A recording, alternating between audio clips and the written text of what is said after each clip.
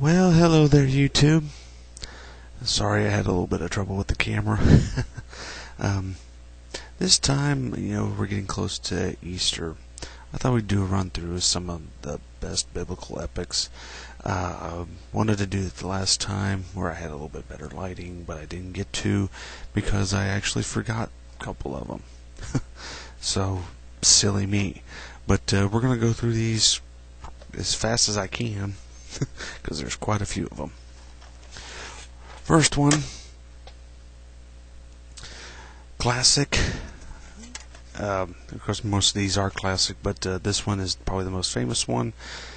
Cecil B. DeMille's The Ten Commandments. Now this just recently came out on Blu-ray, and it's loaded depending on which edition you do get.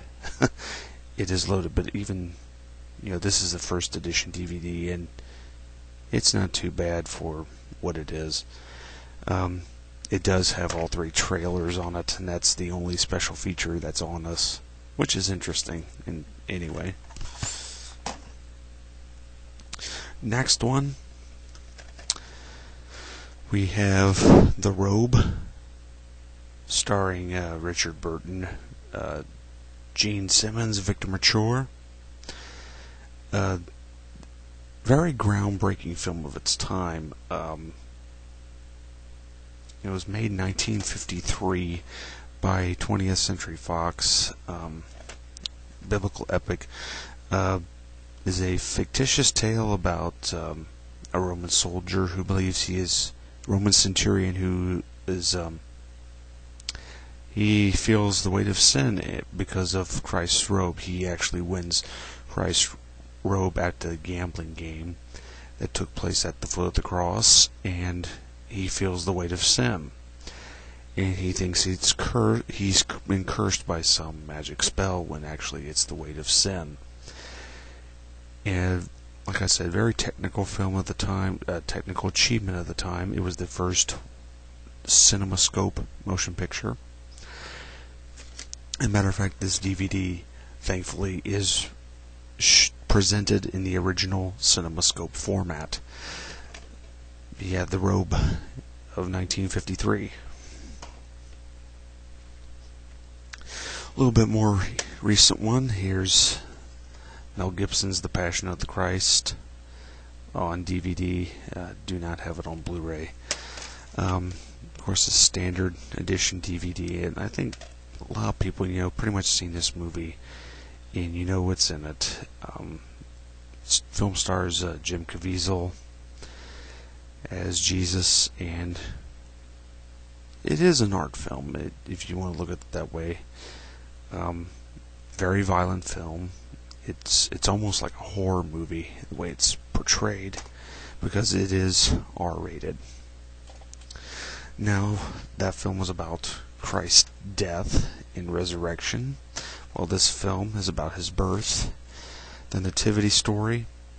Now, this is the outcome of The Passion of the Christ, because, The Passion of the Christ, Hollywood saw that, and they said, hey, these movies, maybe people want to see these movies, and so they started, going into and seeing what other stories they could tell out of the Bible, and so they thought, well, people are into Jesus right now, so let's do the nativity story, which didn't do as well as The Passion did. I don't know why, but this is a very beautiful telling of the birth. It's actually shot in the same place, believe it or not, as The Passion was, and it looks very, very similar in terms of style. Next one, I would consider this one a part of the biblical epics, but this is one that has yet to come. Left Behind, the movie, starring Clarence Gilliard and Kirk Cameron. This is actually probably one of my least favorite films. I have yet to see a decent film about the end times. it's okay to watch. It's not the greatest thing ever. Um, this Not much I gotta say about this film. It's stick with the books if you're going to get into this series. Stick with the books. The movies are terrible. But there is one thing I think they do pull off very well, and that is the rapture sequence. After that, it falls apart. I am sorry. This is one of the kind of a lesser known. I don't know if too many people know about this one. King of Kings, which has a lot of people in it. It was a movie released in 1961 by MGM. It stars Jeffrey Hunter as Jesus and a young Rip Torn as one of the disciples. This film's okay. It does show the impact that Christ had on people. However, it is a little false, and by that I mean that they create a little bit of a fictional story to coincide with the real biblical gospel accounts, because there's a whole thing about Barabbas and Barabbas the bandit, and he's kind of the villain in this when really the Bible doesn't say anything about Barabbas except that he was given freedom in exchange for Jesus. This film called Jesus Fact or Fiction. That's not the title of the film, actually. The film's name is Jesus, which is it's a depiction of the gospel according to Luke, actually. Where it says fact or fiction is there's a not commentary, but the little featurette, like little pop-up things as you're watching the film about that has biblical scholars and teachers giving proof that Jesus did exist. And it's, again, this is not one of my favorites. It does show some good reenacting of some things, but as a whole, so-so. Yeah, Jesus Fact or Fiction. Next one is probably one of the better ones, but it's also the longest.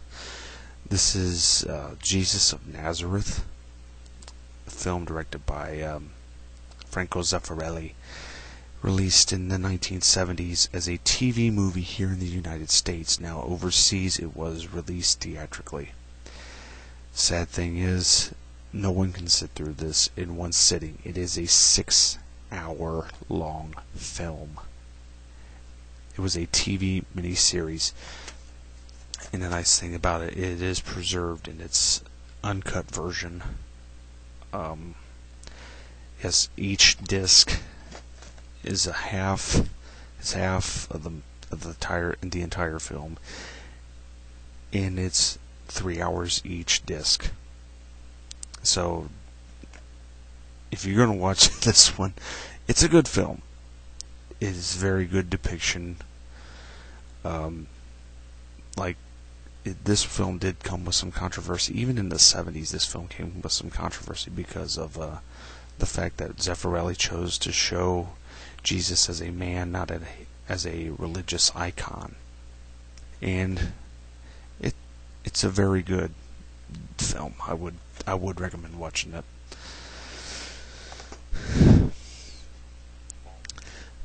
Next one is the George Stevens production of The Greatest Story Ever Told. This is one of my personal favorites about telling the life of Christ. It is one of the most dramatic depictions. I was real glad to get this on DVD because I I still own it on VHS, but I wanted to see it in the original widescreen presentation because this film was shot in 70mm, and it is really wide, and there's some beautiful photography in this, even for the 1960s. And especially the Sermon on the Mount sequence. It is just breathtaking what's shot here.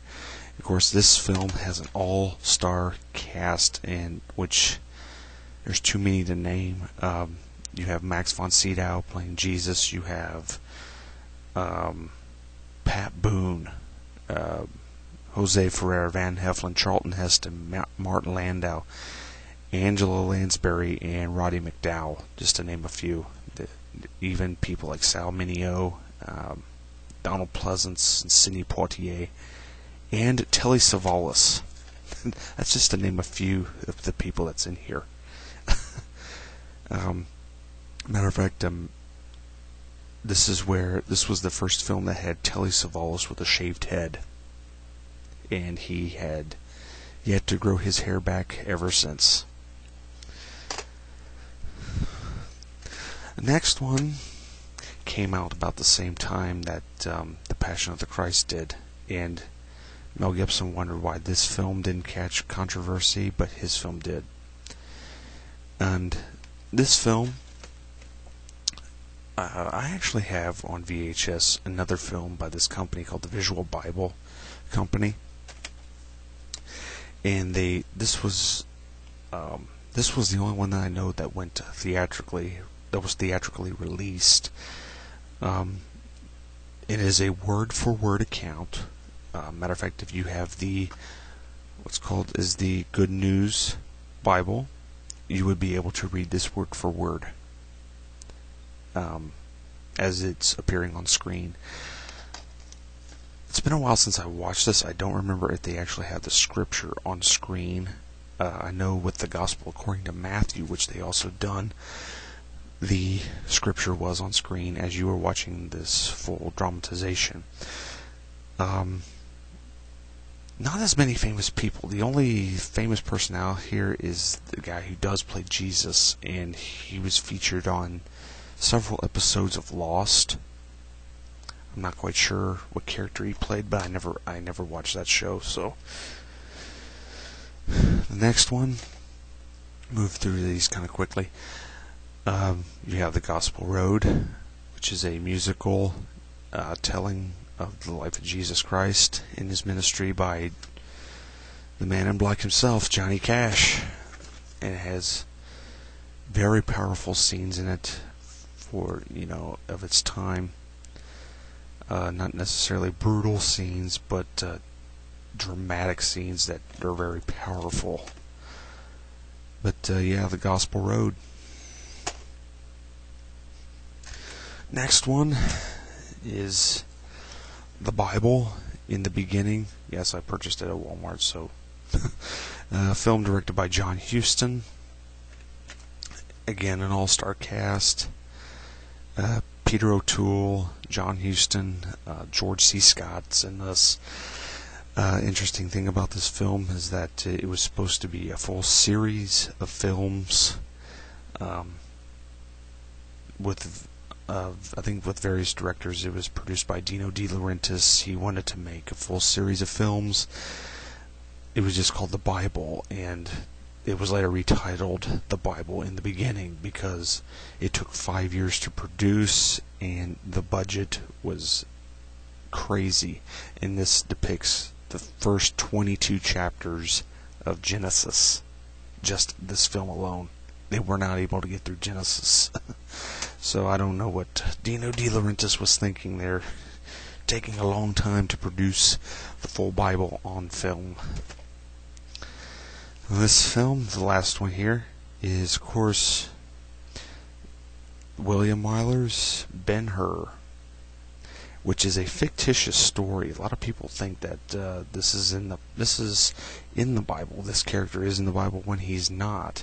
It just takes place around that time, and winner 11 Academy Awards. This was the first film to ever do that. film stars Charlton Heston, and it's a brilliant film. Check it out.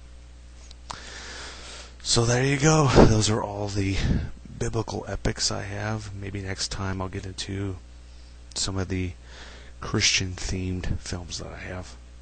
So long for now.